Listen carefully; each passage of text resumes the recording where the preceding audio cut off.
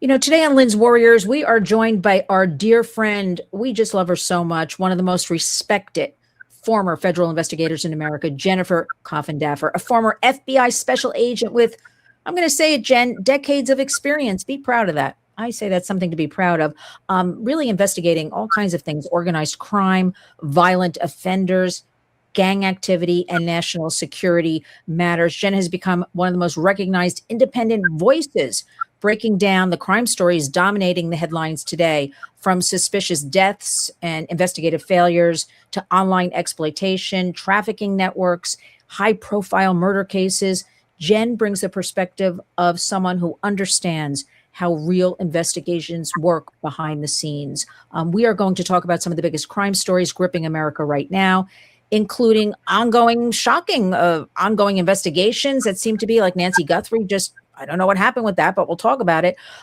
Controversies and really emotionally devastating cases about missing kids. We talk about a lot, but Jen's got she's really on the pulse of everything. I follow her relentlessly, all of her information. She's the host of Break the Case podcast, also X. She's on TikTok. She's all over. All her socials will be in the body of this video. Let's get to it. Welcome, Jennifer Coffindaffer, back to the Warriors. What a welcome, Lynn. Thank you so much. It's always a pleasure to be here. Love your audience and everything you do. Thanks for having me. Well, thanks, Jen. I could go on and on because you have so many more credits, expert witness, all these things you do. But let's start with, I always like to start with, give us an update. It might sound simple to you, but people are so fascinated by crime. And I think every time I speak to you, I feel like there's more crime happening and there are more people jumping on board, really, these, what did you call them? Sleuths online or something. You had a word for everybody. You had, like, what's going on with that? It doesn't seem to be letting up. And do you think this is a plus or a minus to cases? Such a great question. Look, these sleuths are not going away. And I actually have so much respect for many of them. They devote their time, their energy. They're not paid, and they do it because they have such a passion and they want the truth out there. There's good ones, and just like everything, there's bad ones. There's some that sleuth just to troll and be nasty. But so many of them, I think, bring a lot to true crime. And for me, I'm a fan of the good ones. And of course, don't like the bad ones. No, absolutely not. We're kicking them to the curb. I will help you. Now, I got to ask you, there's so many cases going on since last time we spoke. What is one or two of the major headlines right now that's gripping you, that you're thinking about, that you're putting out there, that you want to talk about? What's happening? Well, I've got to tell you, for me, even though it's waning, is the Nancy Guthrie case. And this is why it is such a question mark for so many.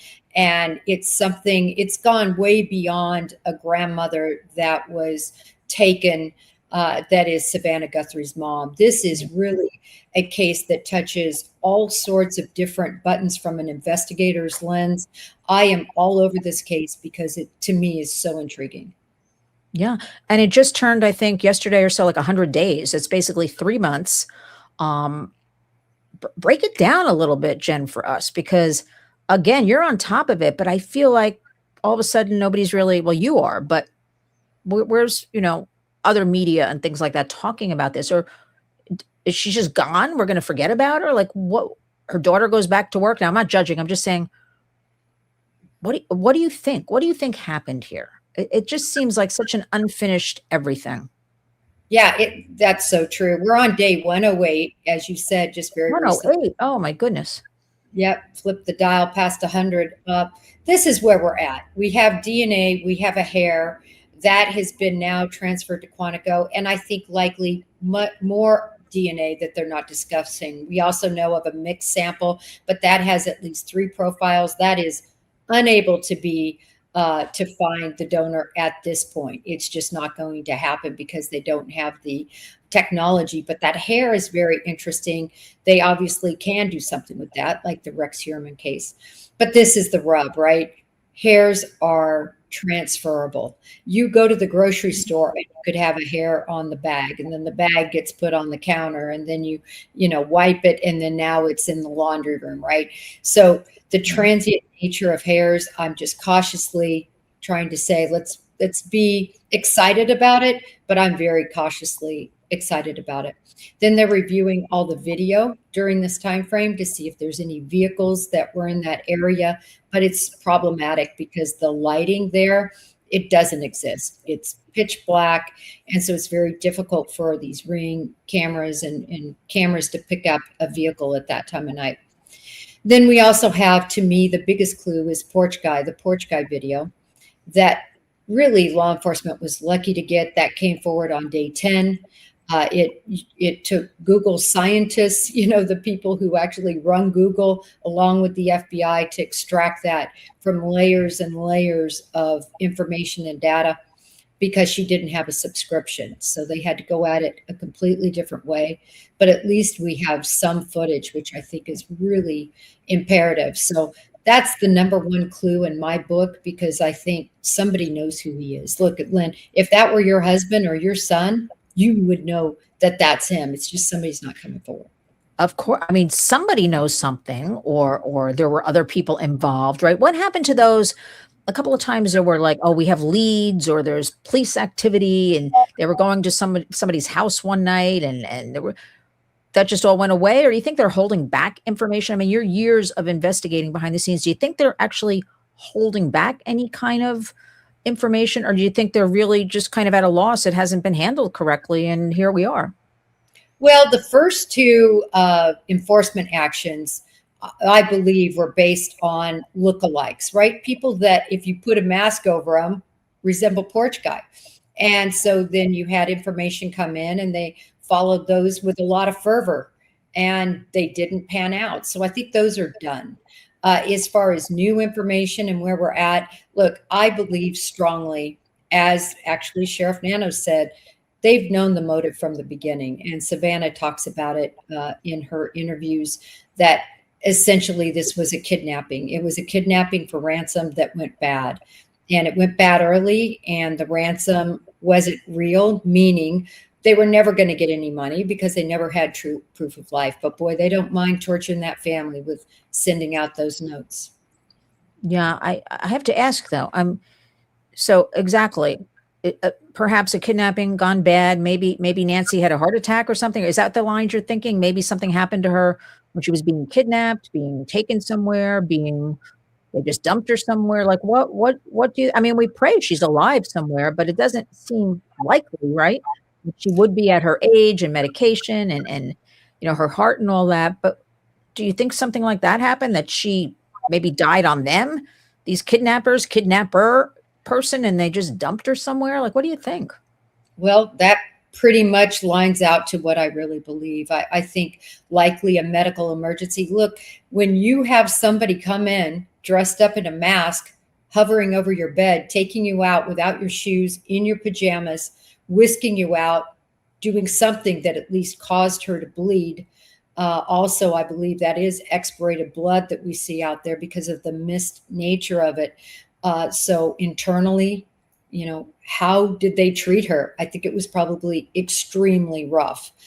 They were also in there, not for a long period of time as originally thought. Remember, we could see him on camera now, we know, at 2:12. So there's been more camera images. They're just so faint. All you can really make out is a person, apparently. But nevertheless, that puts him in there for a lesser amount of time. But what happened in there that would cause her to have internal bleeding, to expirate blood? And I just think she couldn't make it. Look, I strongly believe he or they threw her in the trunk. I don't think that they had her sitting in the seat. Unfortunately, it's just terrible when you really think about what happened to Nancy Guthrie. But yes, I believe she likely is not with us, and that they nevertheless tried to get ransom even without a body. Horrible story. I mean, let's, all pray and have thoughts that, there'll be some sort of closure. I don't like that word, Jen, but some sort of, for Savannah and her family. I can think of nothing worse. Just gone. And with all the technology we have today, but hopefully maybe with DNA down the road somewhere, what they're working on now, whatever we don't know about, maybe they'll come up with something. But you're right. Somebody knows something. Those eyes under that mask, that body figure, somebody knows something. And I was always hoping somebody would give out, and they would want money and they would flip, they would turn on somebody and turn them in for a couple of bucks. But so far, we're not seeing this. How do you think social media in any way complicated this investigation or helped it with I people don't. coming forward with leads? Like, what's your take on that? Could be with any cases these days. Does it help or hinder? Well, in this case, I think it's been a nightmare. Particularly, there's a huge faction in social media that has gone relentlessly after the family, Yes. that they're involved, that Savannah's behind all of this, that even all of them are behind this, and it's just a hoax, and it just proliferates. You have YouTube channels that literally spend hours and have millions, I'm not even kidding you, millions of views that push this narrative forward. And it's really, I think, harmed this case. Of course, Sheriff Nanos has had a plethora of issues, and he's in charge of the investigation from an education standpoint. I mean, venue lies directly in Pima County. He's the Pima County Sheriff, and he's got all sorts of problems. He's got a $2 million lawsuit. He had a board trying to remove him. He still has a recall election that people are trying to get down the road. Look, I don't think he's going anywhere, but all of that noise has only caused a lot of problems, especially when there's really no mechanism to remove an elected official because of decisions he made on this case. It's just not going to fly. Let me ask you, do you think, I'm here in New York City, there's so much crime happening, different kinds of crime though. I mean, are there trends in violent crime today in 2026, different trends that the public is underestimating, or do you think as a whole, the public has kind of become habituated to this? Like just last night I saw here in the city, I was in the car, West Side Highway, these kids on, I don't know what they're on, these electric bicycles. They might have been like 15 to 25. But loads of them just going through red lights and just whatever you call that, wilding. I don't know what it's called, but no regard for any kind of cars around them, trucks around them, just taking over the streets. What do you think about all this? Do you think people are desensitized, or do you think are there trends we should be looking for or talking about? What's your take on it? Let me talk about a couple of trends. First of all, I want to talk about a trend that I really think could be responsible for the Nancy Guthrie situation, and they're called wrench attacks. And ever since crypto started up, because it's so difficult to steal crypto, you have wrench attacks, and specifically you have a network of individuals that are very sophisticated, and they target high wealth individuals in the attempt to get crypto or Bitcoin, which is one form of crypto.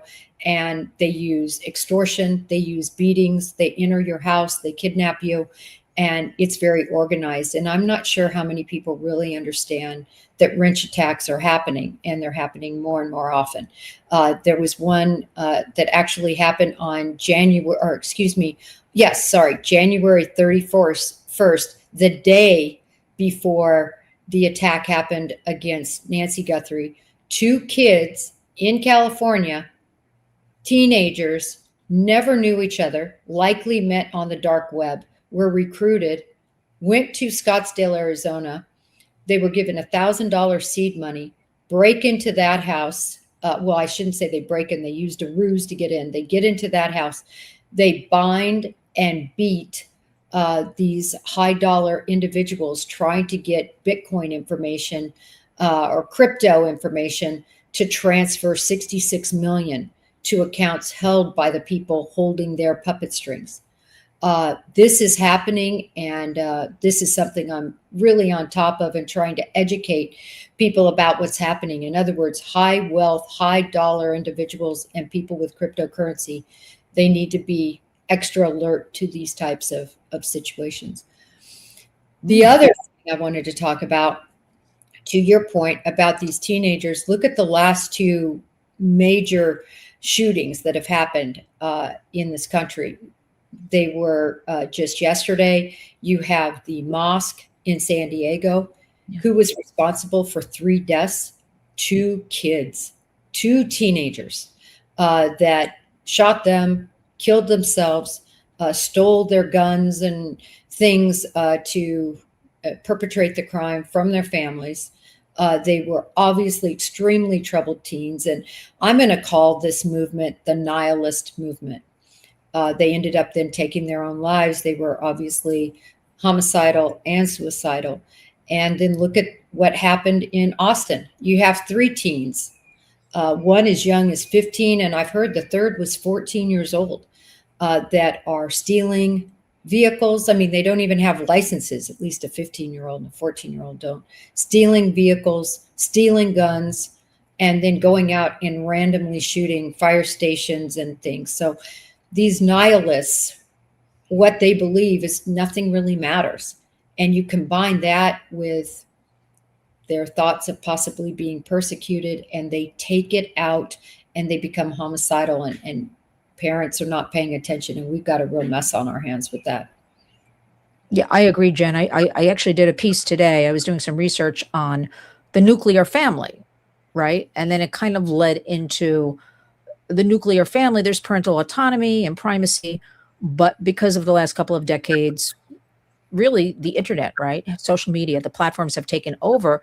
Now they're the ones dictating to kids, what they should be doing, what they should be thinking, how they should be acting, and educating them. And there's the switch into a lot of violence, right? Because online there is so much. We have that 764 group that's been around a while, and I'm sure there's plenty of other groups. And something I don't think we talk a lot about in New York at all, but I know from the work we do at the Warriors, the cartels, they have really infiltrated into all the communities in New York and across the country. I mean, you can speak about that. We used to talk about them with drugs a lot, but it's really the trafficking, exploitation. And as you pointed out, perhaps getting these kids to do these wrench crimes, right? But with the Bitcoin and all, I don't know. I mean, maybe, but something, our kids are angry, Jen. There's so many kids angry. And what is everybody doing about that? How do we handle such violence? It's not just angry teens or hormonal teens. These are angry, they disregard, they don't care, no respect for law enforcement. They don't care.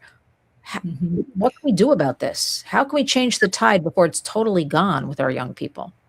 Well, you're not going to like my answer, but I mean, I really believe, and I know it's so hard with the cost of things and needing 2 incomes to sort of have the lifestyle that a lot need, but mamas need to stay home.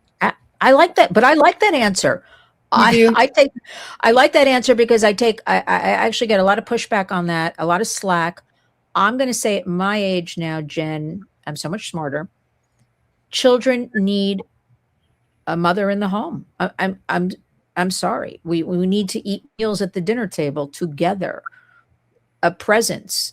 Now, that's a lot easier said than done, right? Because a lot of moms we work with have no husband, or they have 2 or 3 jobs. So, well, that's a whole nother program, how there should be more programs to step in. But I like that answer, Jen, because as I'm getting older, I can clearly see how things unraveled when moms have not, really been present or in the home.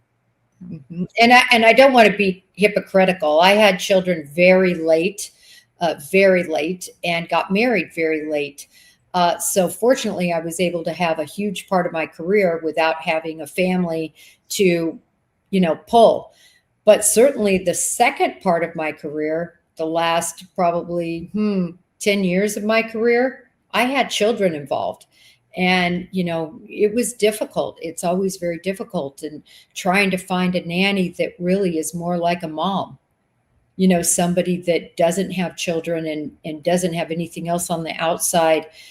Those were the nannies I absolutely loved, especially the main nanny we had for many, many years, that her life was our family. We still are all very, very close. And that's the kind of nanny that I think can at least step in. So I think that's one of the answers.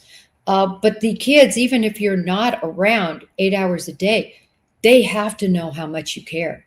Yeah. That means text messages. That means phone calls.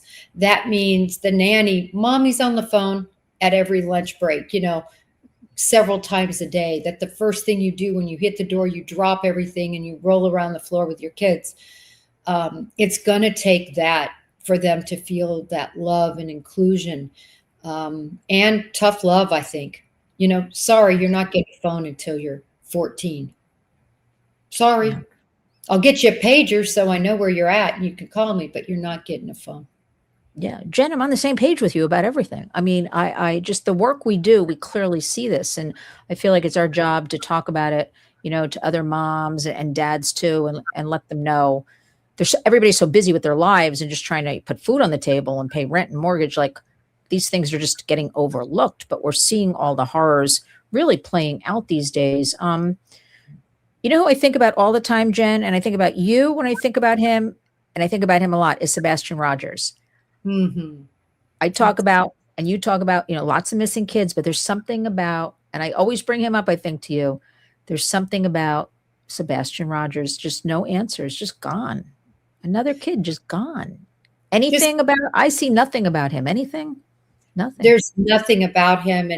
And that's why whenever we have these cases, no matter what people think about streamers and YouTubers and everything that goes on with them and all their drama and unprofessionalism, sometimes they keep a focus on a case. And I tell you what, that case is as cold as ice. And, sadly, I wanted to bring up that one of the main people who helped keep that out in the news, he suddenly died of a heart attack about just a couple of weeks ago. His name was Tony Mathis. And he was at the forefront of trying to keep it in the news. And so, there's just nothing, no information. I spoke with Sebastian Rogers' father very recently, right after the death of Tony Mathis, and I spoke with him. And I mean, he's just devastated. He's so devastated, he doesn't even know what to do. His son, 15, had autism, gone. It's just, that to me is the most, Nancy Guthrie, Sebastian Rogers, all these other kids, and just gone is the most, I think, the most devastating, or one of the most devastating, just gone, not a trace. What do you think? You don't have to answer this, but do you ever get frustrated at all about how media covers crimes? Or do you think they're just doing their job? Or do you think they could do better? Or what would you like to see when they cover crimes? Any thoughts on that? I'd like to see more of the stations cover missing kids. Right now, as far as I know, thank you. There's News Nation, Marnie Hughes in the morning. News Nation kept their promise after Gabby Petito on the missing, and they do missing cases every day. And then also there's a show at 9:00. I think that's on ABC. It's something like America's Most Wanted Missing, the missing. Yes. And that tangent off of, America's Most Wanted. And that's it. Why don't all the networks have this? Because all it takes is one person seeing something and maybe not realizing it was important. So that's one issue I have with media. Another issue, I think, is the fact that it's the flavor of the day. Boom, this hits, and you never see the follow-up. You never really see what happens. And I wish the media would do just a little bit better job with following up on cases like this. Sebastian Rogers, gone. Nancy Guthrie is on her way out. She really is. I mean, mainstream media seldom talks about it. It's just streamers and YouTubers now. Yeah, well, it's all about, clicks and likes and on to the next thing. I mean, I've approached media outlets. It basically costs nothing. You could do a PSA or something, even missing kids, right? It's simple. I don't understand why they won't do it, especially if it doesn't cost them money, really money, right? To take up a couple of seconds to flash a child's picture and a phone number and have you seen him or her. We used to have here in our local Fox Channel 5 in New York every night. And I remember it even as a kid, at 10 o'clock, the 10 o'clock news. Do you know where your children are? And I used to think, even as a little kid, because I used to watch the news, that was interesting too. Do you know where your children are? kind of thing. And certainly we don't have milk cartons anymore. That was we always saw kids on milk cartons. Always. That was a great thing. But there are other products we could put missing kids on. That's something I've talked about with people. They don't seem interested. I guess it's not sexy or something in the world we live in today. But I know you're going to keep at it. What do you want any of our warriors watching to take away from what you're working on that will keep them and their children safe? Because it's so much, Jen, going on. But we've got to always give everybody homework, and stay in it and be aware of things. Yeah, I think the number one thing is the family unit. I really do. You've got to have weekend plans. It's got to involve the family. You need to have dinners. I mean, this sounds so Leave It to Beaver, but that's what it needs to be like. And you've got to monitor the devices. You got to know where they're going. I tracked my kids, still track my kids. I don't have the devices on their vehicles anymore. I took those off, but certainly on their phones, because remember, phones go oftentimes a different place than the kid goes. So once they're driving, it's always good to have that monitor.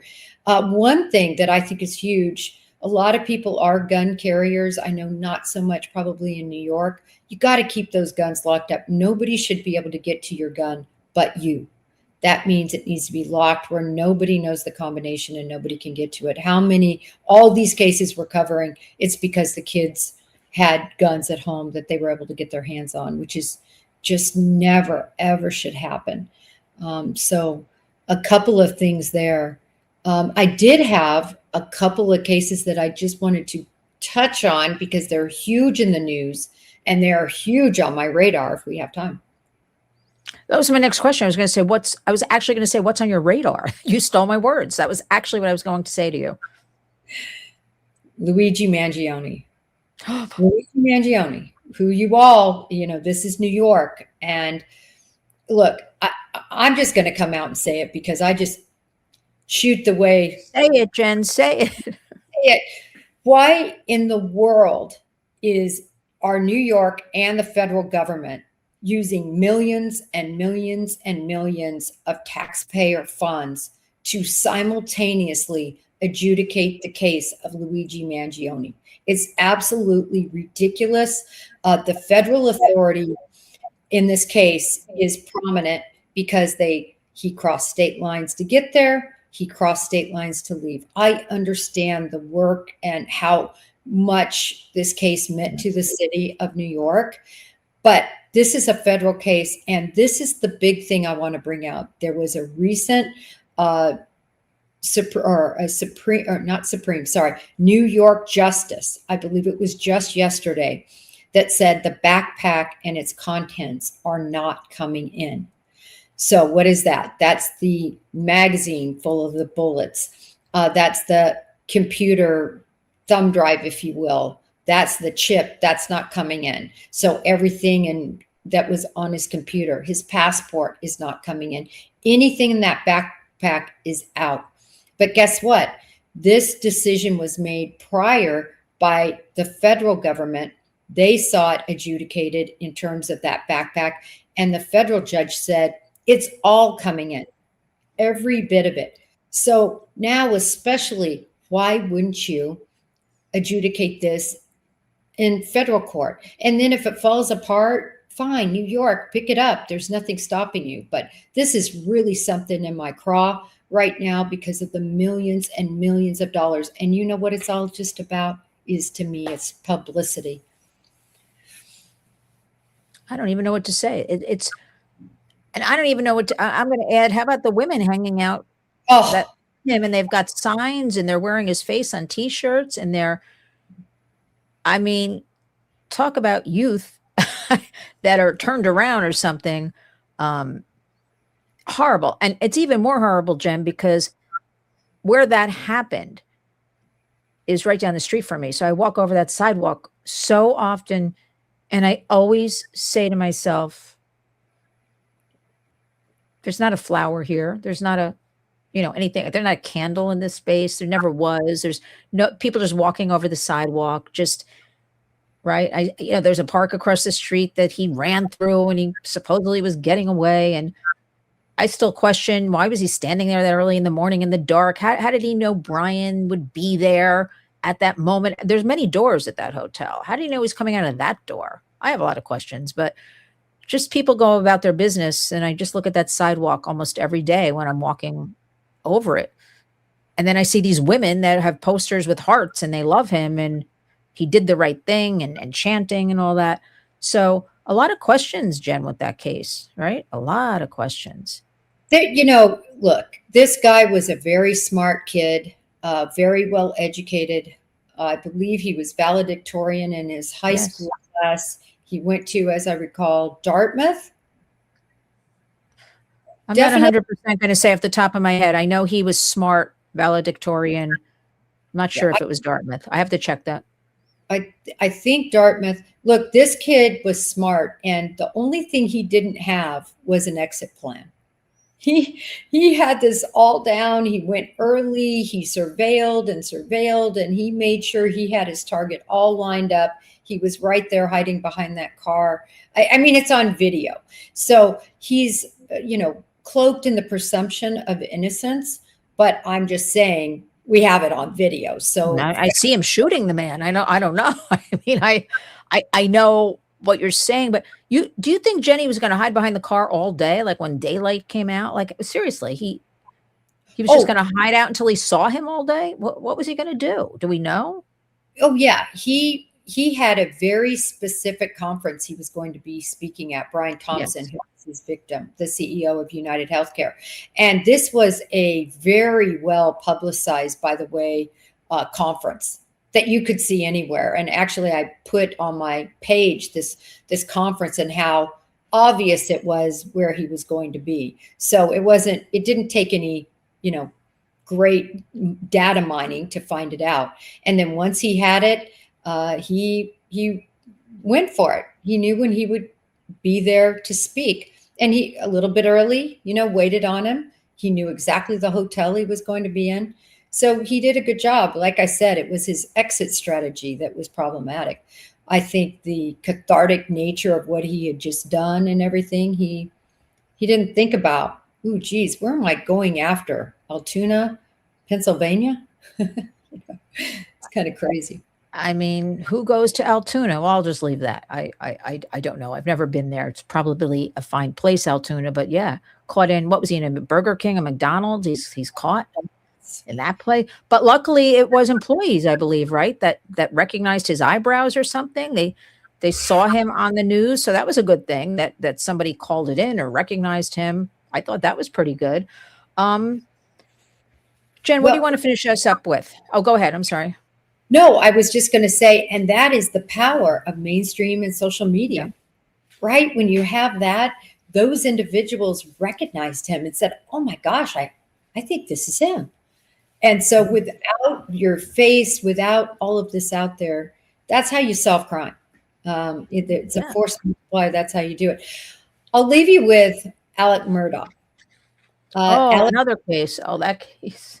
Yeah. Convicted of brutally shooting his son and then tracking as she crawled away his wife.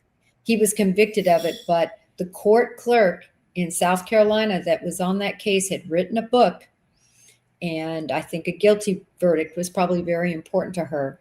And she just kept throwing out little nuggets to the jurors when they'd be in that jury room about how you can't really trust Alec Murdaugh and, watch him closely. And just basically, as the justices said, put her hands on the scales of justice.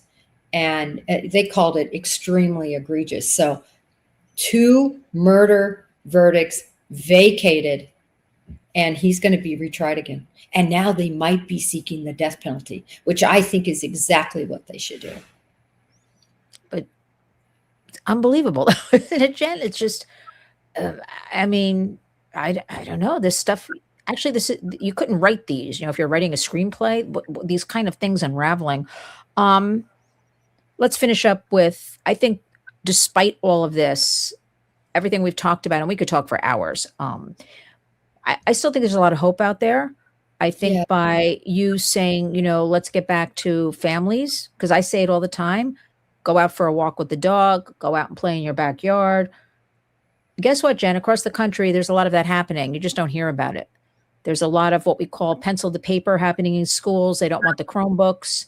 They don't want, the kids online, educators and parents. So they're getting textbooks back, and they're also getting packages that they can have all their assignments like in one package for the week. And it's kind of a trend that nobody's really talking about, but it's happening. I think we have a lot more parents that are waking up and doing a better job, right? And being aware and joining us and talking about what goes on social media. I think the pendulum is slightly swinging back, but I think we live in a society today where we have to be on it. Like every day, in some way, we have to be aware. Leave us what you think is hopeful right now. Listen, I love what you said.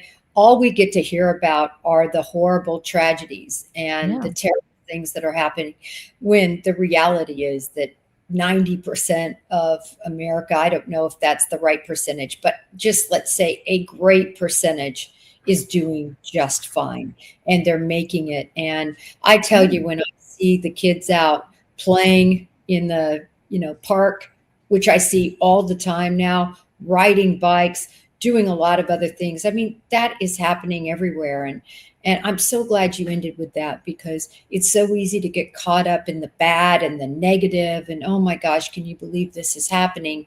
And we forget about all the people who are doing it right. So keep doing it right.